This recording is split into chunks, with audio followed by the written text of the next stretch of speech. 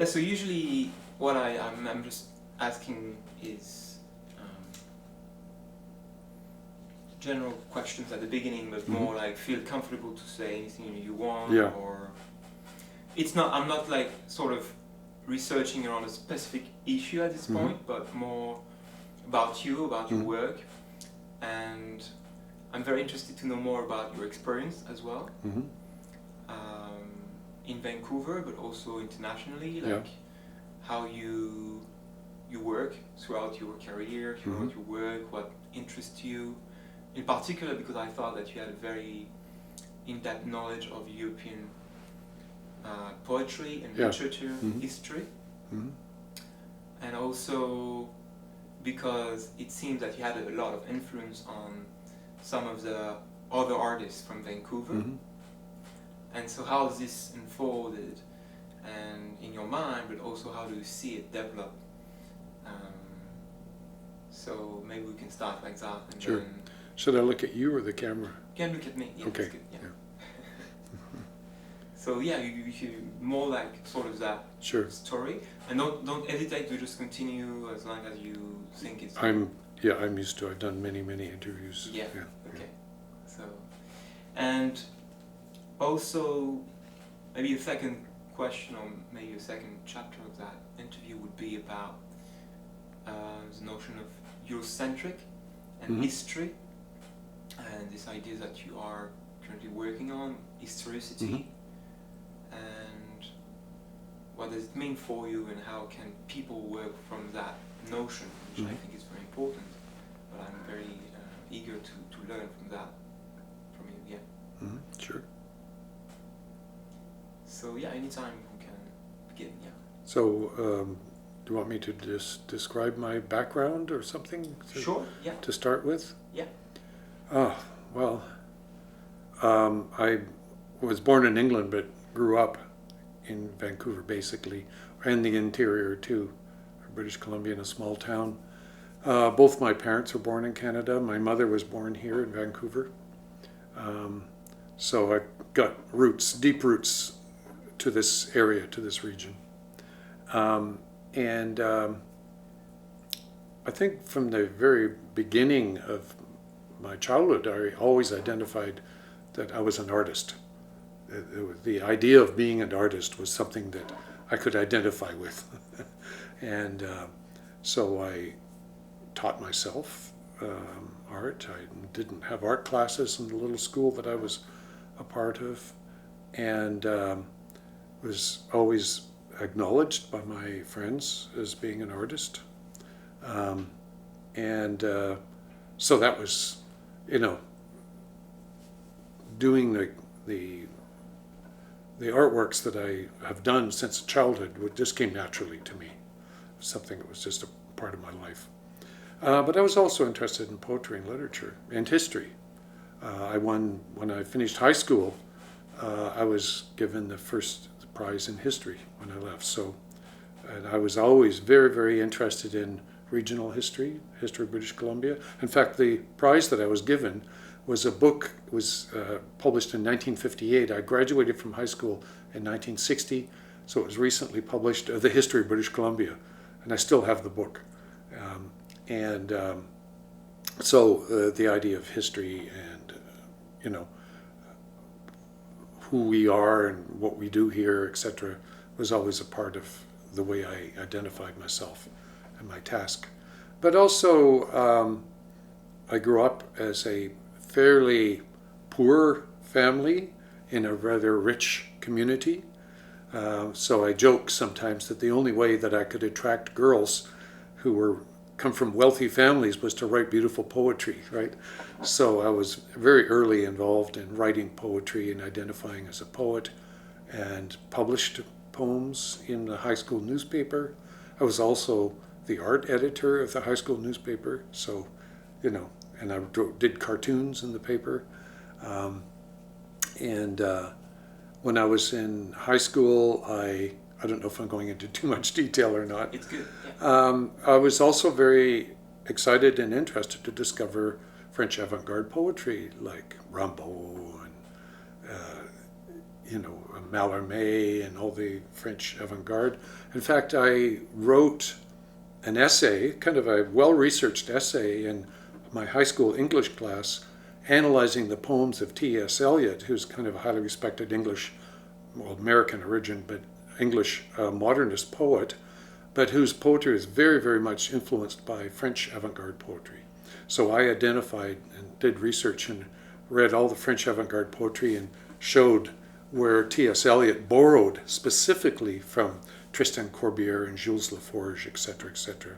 So I was very involved with poetry, in my high school years, back in the late 50s, early 60s. I was kind of like, you might say, a wannabe beatnik, and I was following the jazz scene and go to jazz clubs, and jazz and poetry was an art, and modern art was the language that I used that allowed me, I think, to find my identity and my individualism and my confidence to be a loner, and I left home as soon as I finished high school. I left home. So anyways, to make a long story short, that's my, deep background. And I left, where I lived in West Vancouver, I left home and moved into a house that was occupied by art school students. And so I lived, made friends. But I was married quite early. When I was 20, I was married and had a child at 20 years old. So I had to be serious. And went to university. I worked also all the time, worked at night, went to university in the day, worked at night. And I was lucky enough, and I wrote art criticism, just as a way to make money. And I was interested in the art, and I was fairly good as a writer too, So I was able to publish art criticism. I wrote from the newspapers and the Canadian Art Magazine, et cetera, reviews. And I was also exhibiting art too at a very early age. I exhibited the first time, I would be 22, in the Vancouver Art Gallery in 1965. And I exhibited pretty regularly since then. So quite early I had some recognition in my early 20s. So, and then when I was 24, when I graduated, when I got my degree at the university in art history, I studied art history. I took comparative literature first because I thought, my chances of getting a teaching job were better in the literature area. And I took comparative literature and did my first lecture at the university on Robbe-Grillet, the writing of Hélène Robbe-Grillet, and cinema, all of his cinematic techniques he used in his writing. So that was my thesis. And then I studied art history, mostly interested in modern contemporary art, and I was offered a teaching job, formal, I'd never even applied for it, teaching art history at the university in the fine arts department at the university when I was 24 in 1967. So, 24. I started teaching, and I taught right through to 1970 in the art history department. And I had Jeff Wall was one of my students, Rodney Graham, who became really good friends. Then I just wanted to get out of Vancouver because I lived there Vancouver all my life, and I just wanted to become a conceptual artist. I was very involved in conceptual art, conceptual photography in the late 60s, even though earlier I was exhibiting abstract painting. I moved away from that and moved to London just to leave Vancouver, and lived in London for a year and got homesick, came back, and then got a job teaching at Emily Carr, which is the old Vancouver School of Art, in the art history department in 1972, and taught there art history right through to 1998 when I retired. So, but all this time I was teaching art history. I was writing essays and reviewing exhibitions and publishing, and doing a lot of research, which I really enjoy, but also exhibiting my work and developing my work and my artistic concepts of modernism, postmodernism, photoconceptualism, you name it, through that whole period. So, And my basic motivation and ideology was, at that time in Vancouver, like, nobody sold art. It wasn't about money. It was about doing something interesting, and making what I call a cultural contribution. That's what it was really all about. So what I was actively doing all that period when I was teaching and exhibiting art was, in a sense, doing everything I could within my resources and my ability and my perspective on things, because I had a very specific personal perspective on what could be done and what was interesting, to create an art scene, to create a movement, to create some kind of energy, which I saw had happened in other places. Paris, of course, was always a magnet for the development of modernity and modern art, obviously, New York, etc. And of course I traveled. I first showed in Suzanne Paget and Pierre Gaudibert from the Musée de l'Art Moderne de la Ville de Paris came here in 1972. Just looking at what was going on here, and saw my work and invited me to participate in an exhibition at the museum in Paris in 1973. So that's my first chance to exhibit in the Parisian context in 1973, which for me was really interesting. So I've been going back there ever since, so just developed my work all through the 70s, very, very large-scale photographic assemblages, very narrative, kind of developing the concept of narrative in art, in the visual photography, and sequenced images, etc., etc. Works that were really unsellable. They were so large, like 20 and 30 meters in scale, it was an important development for me, and I had pretty regular exhibitions of that work all through the 70s and into the 80s. Into the 80s, I turned back to folding my photography back into painting concepts, with the ground as being canvas and abstract painting on canvas with the photograph attached to it since the early 80s, and it's been sort of the main model of my work ever since. Did quite a few video works, etc., some performance work, a lot of text-based pieces as well, and continued all my writing and research, of course, through all that period.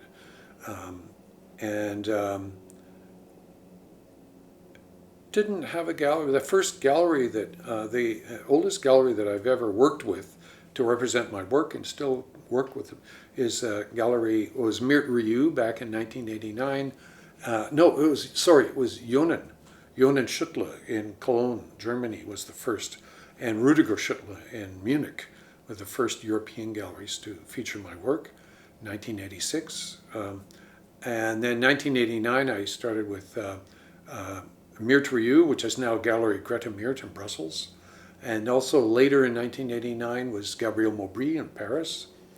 And 1990 was Thomas March, or Gallery Temple in Valencia, Spain. Then Nicole Klagsbrun in New York. And then after Nicole Klagsbrun, it was American Fine Arts. And then Yvon Lambert, and Yvon Lambert also in Paris. And then Hauser-Wirth. So it's been, 50 years now of exhibiting and producing work, exhibiting internationally and nationally. And of course I have also in Vancouver, Catriona Jeffries Gallery that I've been working with, and Jessica Silverman in San Francisco, and now Paro and Romero in Madrid I'm working with now. And so it's keeps me busy. And but I'm still, even though I've retired from teaching, art history specifically was 20 years ago, more than 20 years ago, it was 1998. I still consistently do research in art history. of all kinds of areas of art history I'm interested in. I'm interested in cave painting, and I've visited some of the main sites in France, and think about the significance of that work of cave painting as art. When I was teaching at the Emily Carr College of Art, which superseded the Vancouver School of Art, I wrote a very, very large course of art history. It was a 21-hour lectures in the history of art. Just a kind of survey course for beginners, basically, which for me covered, from my perspective, which is fairly, I would say my perspective is fairly conservative, fairly generic. I wasn't making any great changes to the narrative of what we call Western art history, basically. But I did attempt to fold in an understanding of prehistoric art and all other non-Western forms of art as a concept of what art is, as a symbolizing activity created by various cultures and for various ends in various ways. But it's, of course, my focus is obviously within the framework of Western art history and its self-conscious historicizing of its own art history. And that's what makes it kind of distinctive, this concept of history, which I've always found to be important to understand for myself too, because I, in a sense, construct my own art history, my personal art history. And I do a lot of writing about my own work, probably more than most artists. I constantly write commentaries on work that goes to museums and collections.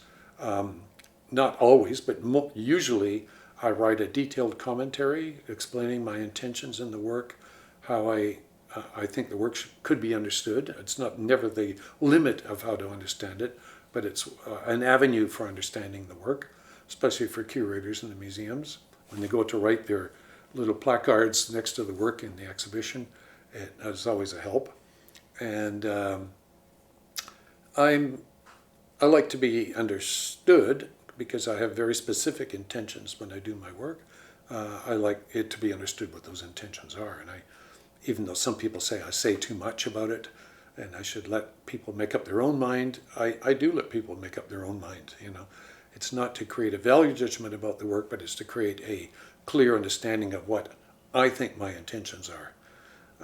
And sometimes the work doesn't match my intentions. It's like happens with any artist. Not every work you do, in a sense, resolves the way you think it should resolve. But every work is an attempt to make meaning, to make a representation that means something and has a relationship to understanding. It's a communicative device. Also, every work of art for me is also a sensory object. I enjoy to look at my own work. I create compositions and use color and use imagery that I like to look at, and I like to enjoy the satisfaction of seeing what I see as a perfectly balanced composition. I don't expect everybody to see things my way, but that's what I want to talk about. That's what I do. And I'm lucky because I think lots of people, not everybody, obviously. I've got many people that find my work probably boring or uninteresting or irrelevant or whatever. And you accept that. But I'm lucky that I've had, I think, a successful career that gives me satisfaction that what I've had to say in the area of visual art has been understood and appreciated by other people, which is what we do to create culture, isn't it?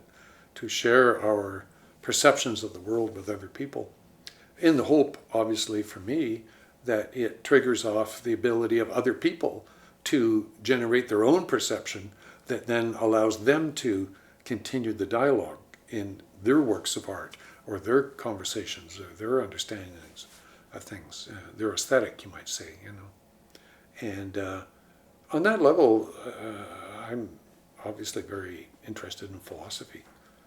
That's why I've always been interested in conceptual art. I've been always interested in the kinds of ideas, the kinds of thoughts, and the kinds of understandings that a work of art can hand on from one generation to another. And my teaching, it was a job, obviously. I had to pay the rent and support a family. So teaching was obviously a survival mechanism. But it was also, for me, a stage, a platform to spread my ideas and communicate with other people on another level, and also open up potentials of other people's creativity to make their contribution, you know. So I've always supported my students and encouraged them, and many of my students have gone on to amazing careers, and which is another kind of satisfaction, you know.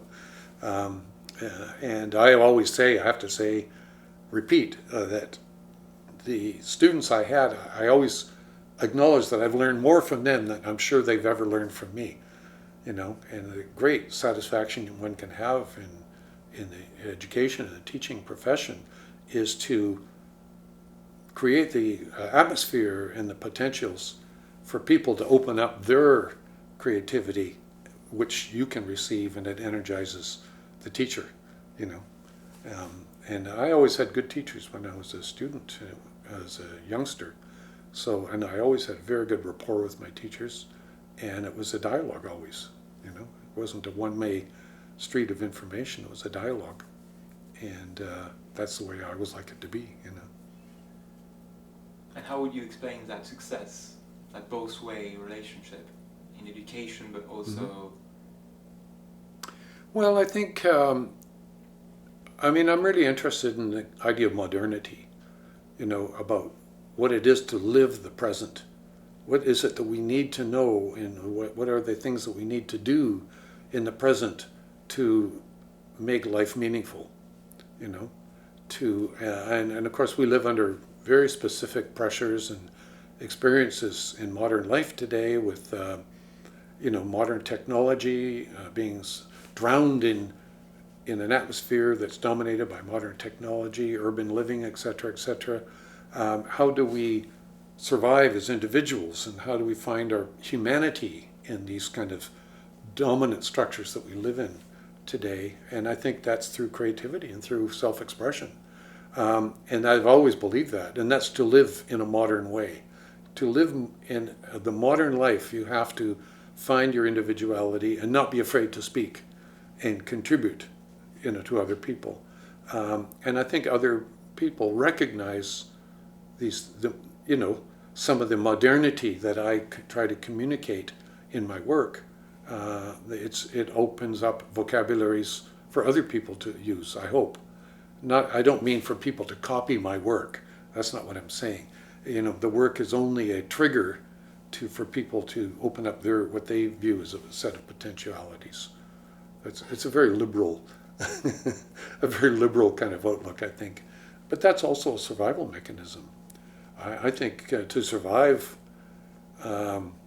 intellectually, in terms of one's personal life, to, you know, safeguard your individuality, to not be overcome by pressures that turn you into somebody you're not. You know, you always have to be yourself.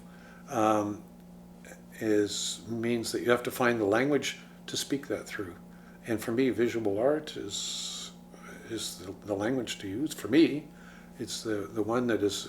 And I'm really interested in film and video and all the dramatic arts, what you might call the time-based medium. But I prefer what I call the static visual arts, or wall art in many ways, because it allows people to kind of touch or land on various kind of lily pads in this great pond of life in the museum, for instance, and yet walk away when you want to. You're not bound by the time frame of the expressive object. Like painting allows you to control your body movement and your ambient space, the distance you have to it. You can come up to it and go leave it, and, you know, all such. Most of what, you know, forms of contemporary art today follow that. But at the same time, I myself used video in the time-based arts, and to the point sometimes where it's extremely boring. I've did a video once more than once, of just myself reading, you know, like what's, you know, it's like so nothing is happening except for it's just me reading. And what a book I was reading was Kierkegaard's The Concept of Irony, right? Because people at the art school were always saying, oh, Ian Wallace, he's an academic, he's not a real artist, he's just a conceptual artist, and all they do is read and think, right? They don't make real art. So, because I was in an art school that dominated by a painting faculty, of which I'm also very interested in. So I did a performance piece in a gallery that was just me reading, which is what people expected me to do, right? to be a reader, you know. Anyways, that's, and I do a lot of reading. It's my intellectual feedback, because literature and writing is phenomenal. You can draw upon the thoughts of, I mean, from thousands of years of literature. I stick mostly to contemporary literature and philosophy and poetry, but to draw from this, the idea, the concepts and the ideas and the thoughts, it gives me a lot to feed from, you know. It's and I prefer doing that. I do watch television like everybody, but I'm not a person that looks for entertainment. To me, life is, I create my own entertainment when I have my jam sessions of music with my friends. So I'm not interested in being entertained so much as developing my ability to understand and what I need to do as an artist, for one thing, and the things that I can think about and talk about to constantly enlarge my intellectual perspectives on things. So I like to read. And what about Hegel and Marcuse that you mentioned before and you had to talk about? Yeah. I have been reading, you know, the philosophic literature of the Frankfurt School for a long time, you know. Marcuse, of course, was, you know, a member of the Frankfurt School, well, kind of auxiliary member, maybe some people would say. And because he was very important in the 60s, especially in the student movement in Southern California in the 60s. So, you know, Marcuse had some really important things and important experiences too within the modernist German philosophic tradition, coming from the development of philosophy in the German universities in the 19th century. Hegel is a classic, right through to, say, writers like Heidegger, Martin Heidegger in the 20th century, Husserl, Edmund Husserl, etc., dealing with phenomenology and existentialism and like what is it to be and what becoming is and historicity, etc. How do we account for all these thoughts? A lot of that literature is very, very difficult, and I have to admit much of it I do not fully grasp intellectually. But in trying to understand it, I develop my own interpretations of what I think that it might lead to, those thoughts. And the book I was discussing that I think you're referring to is the Hegel's Theory of Historicity by Herbert Marcuse, which was his doctoral thesis written for Husserl, just before, in the 1930s, Freiburg University, just before Marcuse migrated to the United States during the period of anti-Semitism and Nazism. Just so he managed to get out just in time. All of that material is very, very interesting. In fact, another key figure is, of course, Theodor Adorno, who wrote Aesthetic Theory, published in English in 1970, I think. No, he wrote it in 1970. I have the first English translation done in 1984, which I bought then, and I still have and still read. Again, very, very difficult writing, difficult thoughts, but I think very useful as a kind of reflective literature to reflect upon, to follow what he's saying, and I taught a seminar at the University of British Columbia in the 90s using only 20 pages of the Adorno book. And I told the students, in this whole term, it was like a 3-month term, I said, if we can get through 20 pages, we'll consider ourselves lucky. You know, so we only focused on 20 pages of the book by Adorno. And it provided incredible discussion points for the students through the whole seminar. So it wasn't necessarily about coming to a complete understanding of Adorno's aesthetic theory, but it was just about using that as a trigger points for people to come to their own interpretations, just like any work of art. One of my main tasks was to make art students and young artists not afraid to read difficult philosophy and difficult literature and poetry, and to be able to, overcome the hesitation of approaching intellectual literature in a creative way. And I think Adorno's aesthetic theory, for instance, was dictated by him in the morning before he started his own classes. It was basically him just rambling off his thoughts in the morning to somebody who took down his writing, and that was what was published. So it was, even for Adorno, it was kind of a performance piece, as I see it anyways. And that's what makes it difficult too, because his thoughts were not necessarily clearly organized. When I do any writing, I try to write as clearly and precisely as possible so that anybody could follow what I think I'm saying. That's clarity is I suppose it's my English interest in English clarity and no nonsense writing. Because there's a lot of nonsense in the writing of art history. I've written my share of nonsense too, by the way. During the postmodern period in the 70s, it was kind of fashionable to write in a difficult way, in a shorthand way. At school, at 5 years old, you mentioned about that all your professors were Japanese. Oh yes, some of them were Japanese, and that you practiced some sort of atomic bomb practice exercise, sort of. Yeah. How's this? Because early memory, 5 years old, very early, so it's very vivid. Yeah. Could you unfold that? Well, I lived in this small town in the interior of British Columbia, right on the American border, that was basically a gold mining area, and ranching and gold mining. Cattle went freely, roamed through the town. Kids, cattle, coyotes, and rattlesnakes, I always say, roamed freely through this little town. It was very open. And during the Second World War, after Pearl Harbor, Japanese who had emigrated and become settled in the Vancouver area, especially in the fishing, they were arrested, rounded up, and put in internment camps in the interior, including these ghost towns where they could be away from the coast, because on the coast they were afraid of a Japanese invasion during the Second World War in the Pacific front. It never happened, but I don't know. They were being overly cautious, I suppose. But the Japanese were moved into there were a number of large older buildings, that were abandoned hotels. So they were housed in these older abandoned buildings. I don't know the population. It might have been maybe 100. Not large, but large enough.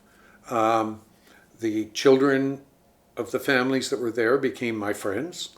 And we moved there in 1948. My father was a soldier in the war and demobilized, and he got a job in this little town in the general store. And so we moved, and he built a little house there. We lived. In 1948, it was only 3 years after the end of the war. So the Japanese were still there. They had actually settled there and started working in the lumber mill and had an economy and were raising families, and their children were my age too, So, and my teachers were Japanese women. Miss Takimoto, I remember, was one of my favorite teachers. In the town at New Year's, the big, wasn't it so much Christmas there as New Year's was the big holiday. And all the Japanese families would open up their houses to everybody from the town, would go from house to house and eat sushi and the Japanese food and listen to music. And I remember in the community hall, the Japanese did their dance performances and costume and everything. So there was a strong Japanese or Asian community there. Also, the other community there was interesting, was the Doukhobors, Sons of Freedom Doukhobors, that were inspired by the anarchist philosophies of Tolstoy. And they were in the early 20th century, they were running into confrontations with the Russian government at the time, who wanted them to join the army. And they didn't want to, they were against being in the army, against paying taxes, and against their children going to school. So they were kind of anarchist group, community. So they moved to Canada, about 1905, I believe, in the first Russian Revolution. And then a break-off group called the Sons of Freedom that were even more anarchist group than the Orthodox Doukhobors. They moved to British Columbia and moved into the Kootenays and the area around Midway. And so the local people in there were the farmers. They provided the milk, the vegetables, and poultry and beef, etc., for the town, because it was a kind of isolated town. So they were the Sons of Freedom Doukhobors. So the other friends that I had there were children of anarchist Doukhobor sect from Russia. So that was kind of and we were almost the only Anglo people in the town, you know. All the Anglos had moved to the coast. But, back to the story I mentioned earlier. I remember, like, one of the fun things we would do is the teachers would have us do air raid exercises. Because at that time, you know, there was the Cold War and the confrontation between the United States and Russia going on, and they were afraid of atomic bomb. Atomic warfare was very serious stuff at the time, and still is, of course. But even though Midway was not a place where they would bother to drop a bomb, the Japanese teachers would have us practice hiding underneath our desks. So we would get to, as kids, we would get to duck underneath our desk, which of course is a fun game to play when the school gets boring, you know. So, but later on I reflected on this and I realized that, you know, the teachers were probably themselves still angry about being taken away from the coast and moved to the interior, to this little town. And it was their way of dealing with that, you know, creating these absurd situations around warfare that was not possible in this little town. It didn't make sense. And I always remember the Japanese families always talking about, the older men especially, talking about going back to the coast. And as a child, I had no idea what that meant. What do you mean going back to the coast? I thought they were always there, you know. And it was only much later when I understood the history of why they were there that I realized what going back to the coast meant to them, you know. But that's one of the exciting things about living in a place like British Columbia. You have all of these strange, quite fragmented and isolated, but very interesting, but also cosmopolitan communities. And all of these things wrap up to give a small child like myself kind of an interesting education, I think. You know, you're not surrounded by just like one single group that's your tribe. You have to deal with other tribes as well, you know. And another thing about this school I was in is that there was no doctor. The closest doctor was 100 miles away, you know. So there was a doctor came once a year to check the children at the school. And we would have to line up and do the eye examination test. Of course, it was a game I always lost because I was born nearsighted and I couldn't see what, you know, all my friends, they could read the chart, but I couldn't. So I would conveniently disappear when that game was played. So I never even realized what the world really looked like. So, but what I could do was, I was good at drawing because I could see things up close. So I learned to draw quite early, copying from illustrations, comic books and everything. And I got good at teaching my friends how to draw. So that was the way. I couldn't play baseball because I couldn't see the ball coming at me, but I could teach my friends to draw. So you get your friends to pay attention, admire you. Every child has to have something that they feel that they're good at that other people can acknowledge. It's a way that children get confidence, you know.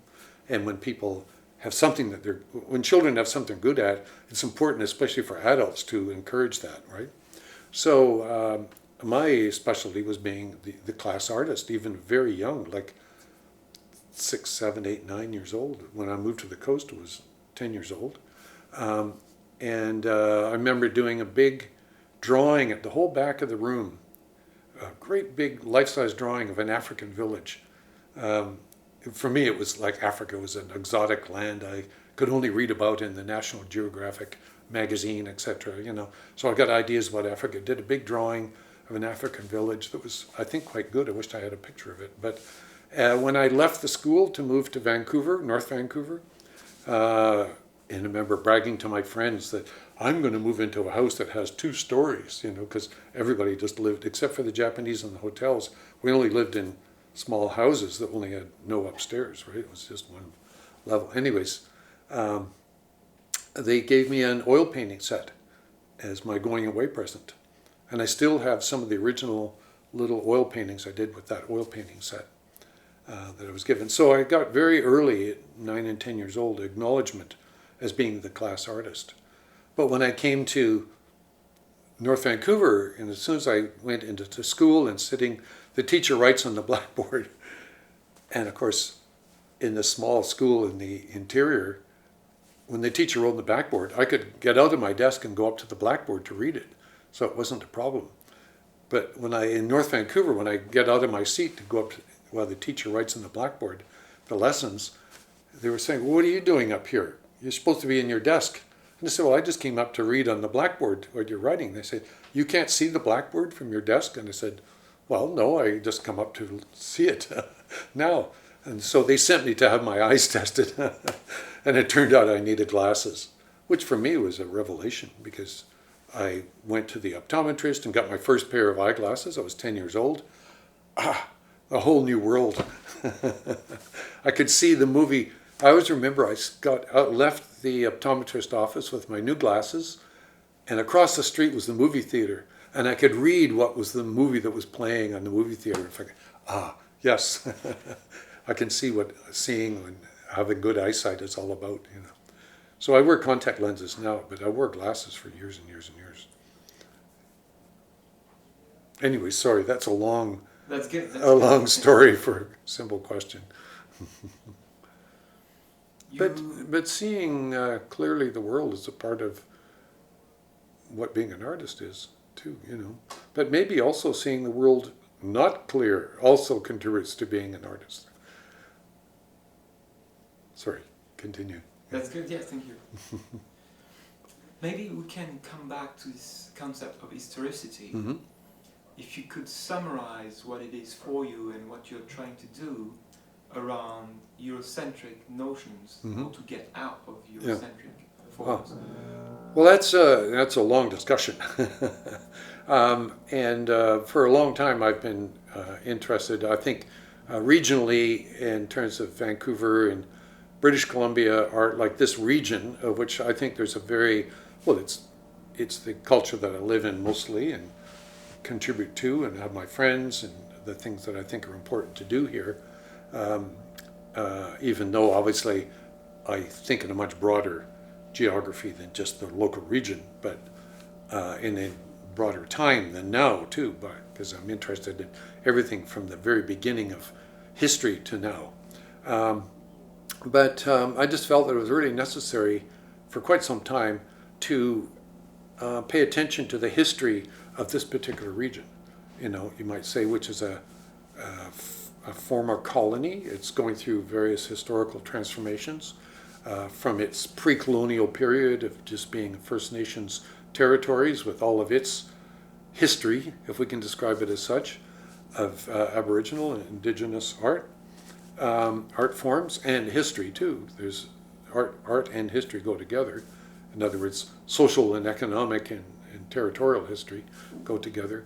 But obviously, my cultural background is a part of a colonizing relationship to this territory, which is a fairly recent history, only maximum 200 years, maybe a little bit more than that if you really want to stretch it out. But really, it's very recent by normal kind of historical narratives. So I've been really interested in developing how to do the research and developing a concept of what would be a relevant form of historical investigation to describe the culture of this region and its background, who who are the people that have created what are its manifestations, and how to describe it in a way that is really correct,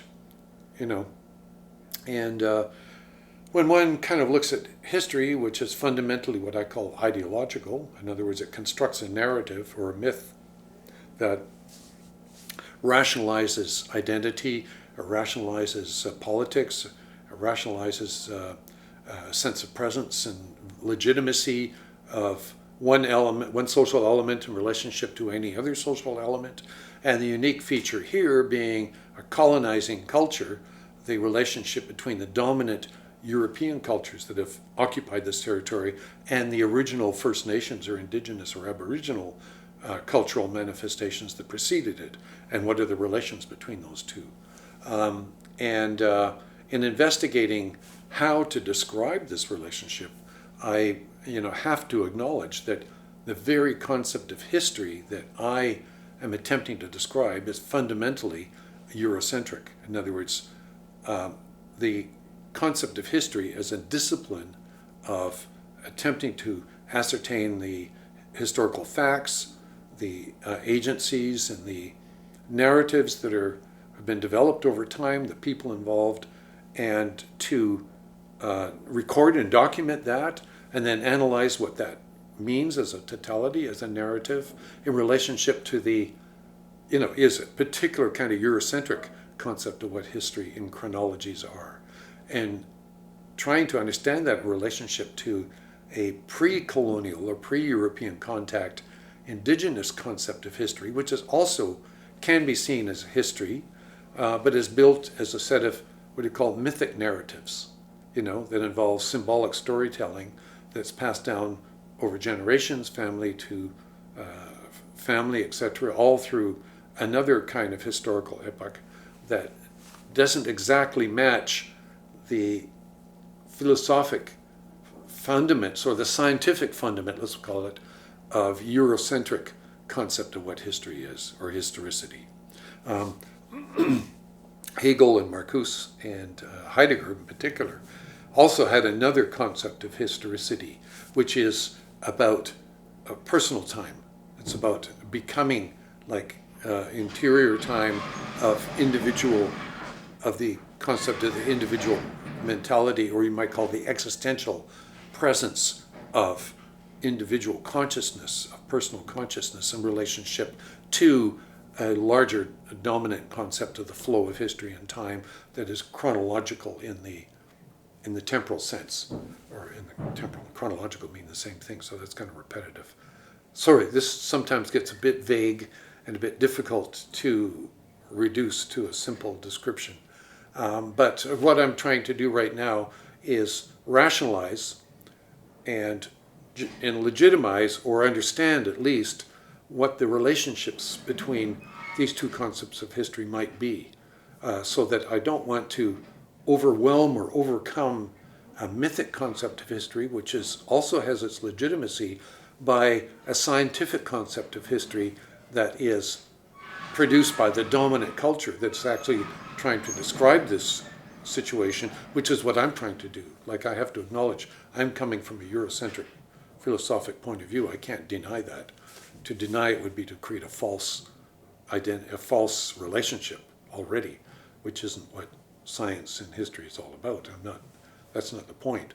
There are some reactionary ideologies that are quite happy to create false histories to legitimize corrupt form of politics. As we know, that happens all the time, as a matter of fact, by all kinds of cultures, and not just Western Eurocentric culture. We've seen that happen.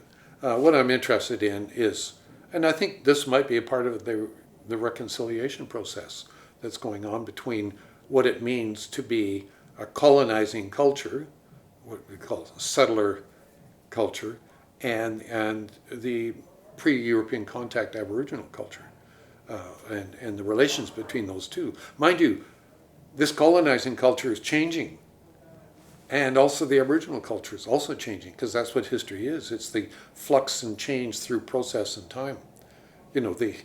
how people's identities and how people's rationalizations and their objectives in life and their value systems all mutate in time. And we all have to do that to adjust to the changes of social, economic, and technological life that we undergo. And I mean, there's a lot of resentment amongst Aboriginal people about the way they've been treated and how their territory has been occupied and what they've been left with by the occupying colonial culture. But I think, personally, all things added up, Aboriginal culture has benefited incredibly from European contact. So, and that's obviously from a contact of a Eurocentric point of view. I think not every Aboriginal person would agree with that or appreciate that. But I think, all things added up. I think that most Aboriginal people don't want to turn back the clock. I think there can be a reconciliation, and there can be a meeting point. And art history is one of those meeting points, like between what is true creativity and what are the languages we speak our culture through, and to be honest and sincere and authentic about these languages, and yet accepting change and mutation through time as well. In other words, live modernly, live in a modern life, and that's how basically we will integrate and create reconciliation of sorts. For like even the so-called European historical story was created that way. There were indigenous tribes in Europe that were invaded by other tribes, overwhelmed, from the Roman Empire through the Holy Roman Empire, through all of the battles that happened through time in the history of Europe, all kinds of relations between indigenous and colonizing and occupying or imperial powers, all in a flux that's created. I forget the writer. He wrote a book called The European Tribes, kind of looking at Europeans and all the different languages and all the different peoples that have populated Europe. It's because it was a wild group of tribes that were kind of never pure in their racial or cultural background, and it's always a mix, which I think has made Europe one of the more, such a dynamic culture and influential over the whole world, because it has always been never pure. It's always been a mixed culture of many, many different cultural influences over time. And I think we can learn from that and benefit from it, I hope. Even though sometimes, along with, you might call the scientific basis of historical interpretations of what our culture is, mutating through time, there's also what we call ideological situations going on. Now, I define ideology as the rationalization of belief. Like the things that we believe are to be true, we create reasons for those things to be true. And that's what I call rationalization. Sometimes those reasons are genuine and authentic and accurate, and other times they're not. And what we have to do is be really aware, and this is what I'm doing right now, is to be self-critical and self-conscious about our rationalizations, to be able to accurately measure what point, when we use a reason to legitimate a thought or a value structure, that those reasons are authentic and not just a excuse for being able to do something, or accept an idea or legitimize an idea.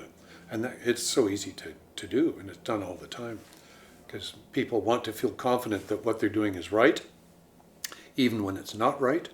And I think, for instance, the priests and the religious people that came here at the very beginning and wanted to convert the Aboriginal people, the First Nations people, to Christianity, I think they thought they were doing the right thing, because they believed in what they were doing as religious, and they thought that they would be helping the First Nations people by converting them to Christianity. So there's an example. Like, they probably in the end, I would say likely, not doing a benefit for the First Nations people, because they've had to live down that history of the residential schools and all of the kind of attempt to annihilate the mythology and the spiritual beliefs of Aboriginal peoples at the very beginning. In other words, their fundamental historical culture that goes back deep into time, to modernize it and bring it under the authority of a settler colonial religious belief, So that was wrong, I think. And I'm not a religious person in that sense, so I don't have any difficulty in criticizing that. But I think in the intentions of those priests because they believed in what they were doing. They thought that they were doing the right thing. So I don't blame them for what they were doing. But in those religious cultures, they don't use what we call self-critical thinking. It's only, ritual and, received ideas that is being inherited and used. Likewise for a lot of the mythologies and the rationalizations of identity, etc., by First Nations too, or also, ideological in the sense that what they believe in is rationalized by the myths and the stories that they've been brought up with, and the family traditions, all of which is legitimate in many, many ways. But a modern culture, which is a mix of so many different peoples and elements and cultures and beliefs, has to be self-conscious. We have to, measure out our beliefs in ways that recognizes and respects the beliefs of other people and their individuality as the same, without being overwhelming to say, I have the truth and my truth is the only truth. And I think in looking at a history of, trying to describe a history of the west, of this region of British Columbia, for instance, which was very late in colonizing, as I said, we have to be aware that, the truths that we're putting forward and the reasons that we're doing it have to be authentic and also measured out correctly between all of the different rationalizing and ideological motivations that we might or might not have. As a matter of fact, I would say that my motivation is also ideological. Like, I believe in the importance of memory and history in order to even know who we are right now and what we're doing here and why we're here and how we got here and what it means to be here and all those things. And we have to, and also to respect and acknowledge, for instance, for me, the artists who have made vital contributions to describing the culture that we do have inherited today. So many young people, they just assume that everything is the way it always was, that everything has always been the way it is now, which isn't true. Like, the options that young people have today are options that were fought for by people that went beforehand, including even freedom and democracy, that people had just assumed that it was always there. And the freedoms and democracies and the rights that we have as citizens today are fairly recent. Like, I would never want to go back in time. No such thing as the good old days is one of the things I always say. There's no such thing. My grandfather, for instance, came to Canada. He was the youngest of a farming family in England, on my mother's side, for instance, and also on my father's side. And the youngest son didn't get any land because all the older brothers got the land first. So my grandfather on my mother's side, he had to come to Canada. He had to work as a child laborer on a farm in eastern Canada for 10 years to pay for his boat trip. This is the early 20th century, 1910. And so he did that. Today, that would be not allowed. That's called child slave labor, right? Which in many countries is still practiced. But it was also practiced here as early as the early 20th century. And my grandfather was one of those people. I would, like, you come from working class background in Canada, in England and Europe, you had to leave. You were an outcast in this fact.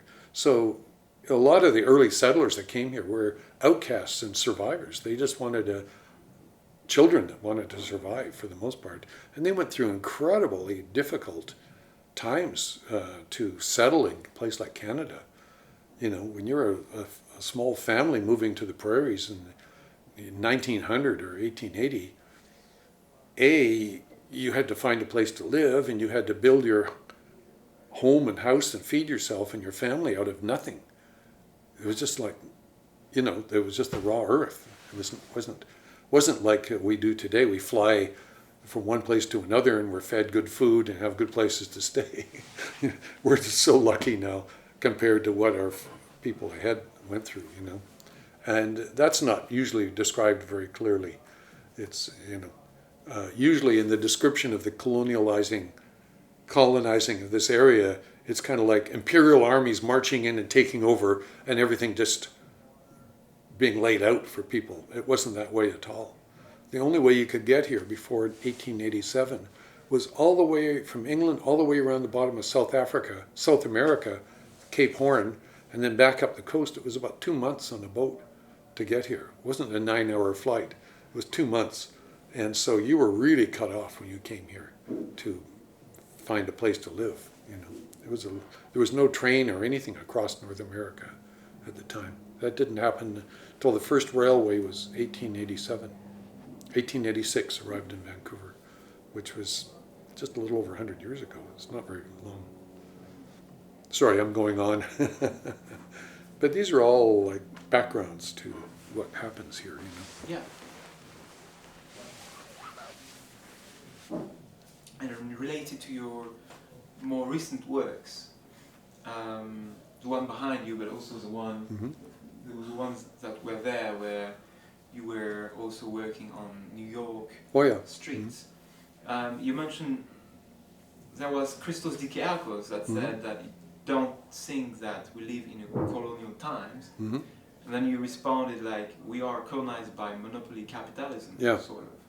So is this related to your work somehow? Yeah, all my pictures of urban scenes, the streets and the buildings and the modern corporate architecture, and the divisions of space. Like a lot of my work in composition is about divisions of space, and about the eye measuring movements in space.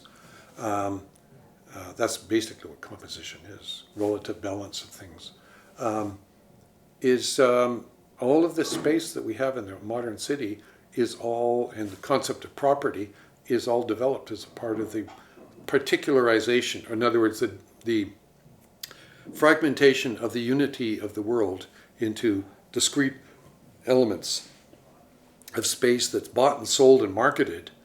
In other words, our whole physical environment is already totally mapped and divided up and marketed as products of international monopoly capitalism.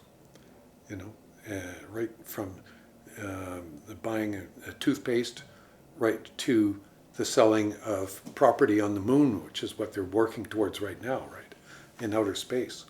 In fact, and this is, part of the ongoing colonization process that has happened through the whole history of modernity, from the beginning basically in the 15th century, or you can go back earlier, but it really took off in the 15th century, the whole concept of claiming space into the divisions.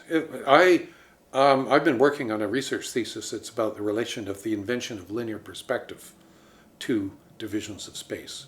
The development of the representation of linear perspective was one of the first moments in the development of modern capitalism that's about the measuring and particularization out of space in a logical, scientific way, and also a way that can be fragmented and marketed.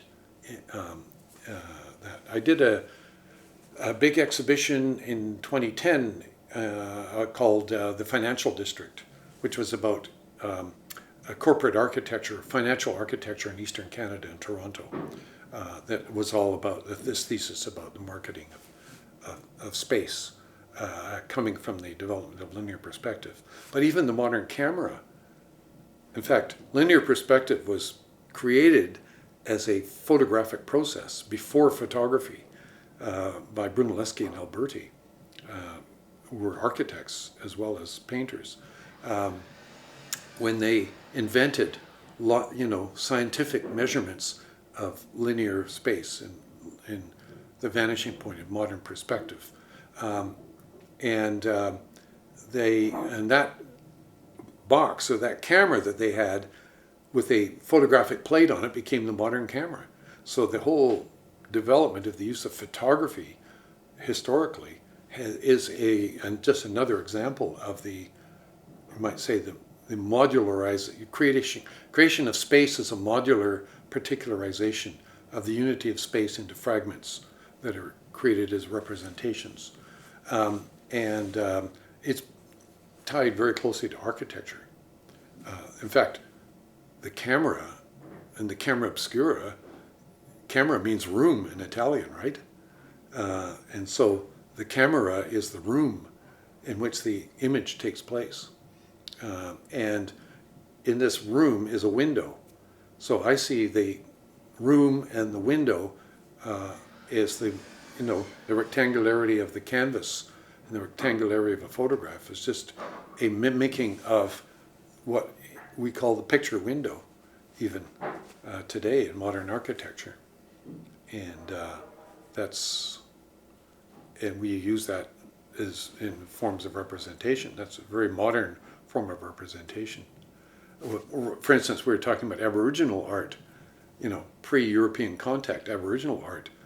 They didn't use cameras or windows, right? I mean, the window was not their metaphor for the particularization of space, because their understanding of territory was totally different. Or else when Europeans colonized North America, I mean, you fly over Canada and you fly over the prairies, and you see the prairies are all divided into rectangles as far as the eye can see. This is very, very, this is what I mean by the particularization of space. And the modern city is divided into rectangles for an efficient distribution of property and on its ownership. It's just like products on the shelf of a store. All the streets and everything. That's why I do the pictures of New York, which is the most symbolic city of modern high capitalism, is New York City, of course, Yeah, which was founded by the Rockefeller. Yeah, basically, yeah. Bought from Holland, the Dutch. England, right? Yeah, the Dutch were the first to colonize New York as an island. The island of Manhattan, it was a Dutch colony. But in a war between England and Holland, England took over the Dutch colony and became an English colony until the American Revolution, yeah.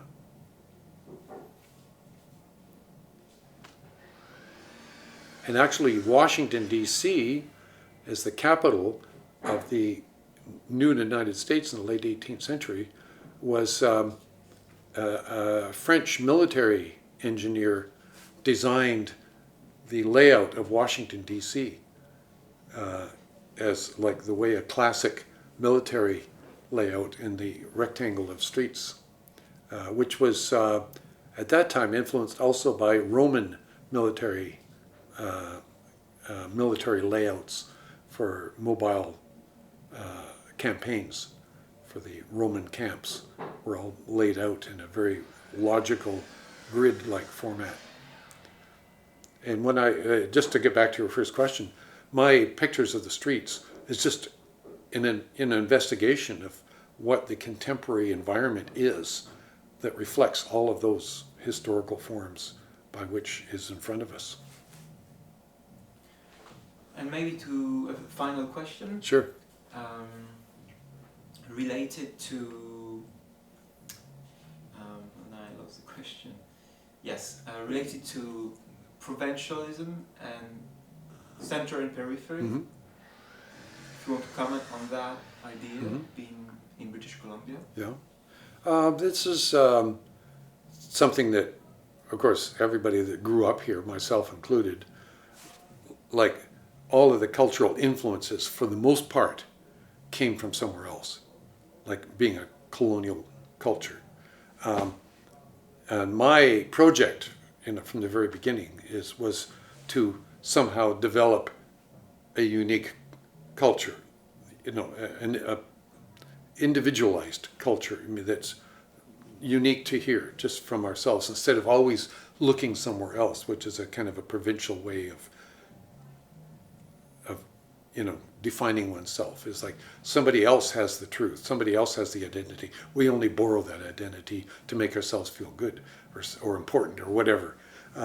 And so this relationship between center and periphery, where you draw your cultural concepts from, how you relate them to who you are in the moment, where you are, has always been of concern to particularly a provincial, fairly isolated until recently.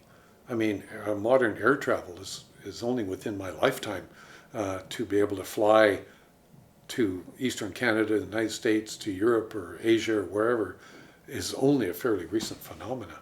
And of course that's changed the discussion radically because the ability to get beyond a provincial mentality that, in other words, only important things only happen somewhere else, that what you are doing cannot be important. We get over that by realizing in comparison that we're a part of the larger world too. But also the ability to learn from other cultures and to have a cultural interchange so that our culture here is richer by the fact that, in that fact, that's what the concept of cosmopolitanism is, right? It's Rome is the first cosmopolitan city, because Rome is, with the Roman Empire, all the peoples of different parts of the Roman Empire came to Rome at some point or other and formed a polyglot of cultural concepts that became defined what the Roman Empire could be. And even today, that became the cosmos, in effect. And today we still use the term cosmopolitan to indicate a culture or a particular locations that have an import of a whole variety of cultures and peoples and languages and concepts and everything all mixing up to create this polyglot of modern culture and modern life. And that's what's happening now. And particularly in Vancouver, I see as one of the first postmodern cities as an example of a kind of a regional city of high monopoly capitalism. In other words, it's a city created purely out of capitalist colonization, the urbanity of it and everything, but integrating that development of modern capitalism with a kind of a polyglot, internationalized culture is as a result of travel, air travel particularly. But even Emily Carr at the early 20th century, as a young artist here, as a painter, goes to Paris to pick up the latest of what's happening in modern art and bring it back to the local culture here, which is, she's one of the first modernists here to bring, styles of Fauvism and quasi-cubism, but mostly Fauvism. But also she was very much influenced by Gauguin. And there was another figure, he worked in the stock market, Gauguin, wanted to be an artist. He was an artist in post-impressionist in France, moves to Tahiti in the South Pacific, where he discovers Aboriginal culture of the South Pacific and creates a subject matter in his work that then goes back to Paris in the late 19th century. And of course, Emily Carr, when she goes to Paris, when she goes to Brittany, actually, she went to Pont-Aven, where Gauguin worked, and obviously came into contact with Gauguin's work of South Pacific Aboriginal culture. She saw the brainwave. Oh yes, we have our own Aboriginal culture here, So I'll come back to Vancouver and do an art language, a subject matter about the Aboriginal culture that we have on the West Coast and all of its art forms. So there's the global interchange that was already happening over 100 years ago. Well, almost a little bit more than 100 years ago, pretty precisely. She was in Paris in 1911 to 1912 and showed in the Salon de Tome in 1911. So that's a little bit more than 100 years ago, not much more. Yeah. So I don't know if that's about center and periphery. I've written quite a lot about it and thought about it. For me, it's not, I've traveled enough, and I've exhibited in European capitals, in the best places, and I enjoy being there and think it's very important and what happens there. But it's not the only place in the world either. And I feel totally confident I can make serious art here just as well as anywhere else. I can go anywhere I want, but I'm free to leave. But I prefer to be here. I'm a homeboy. It's my hometown. Family's here. Friends are here. I can, have my workspace, and I can travel when I want to. So we're all a part of the world, the postmodern world.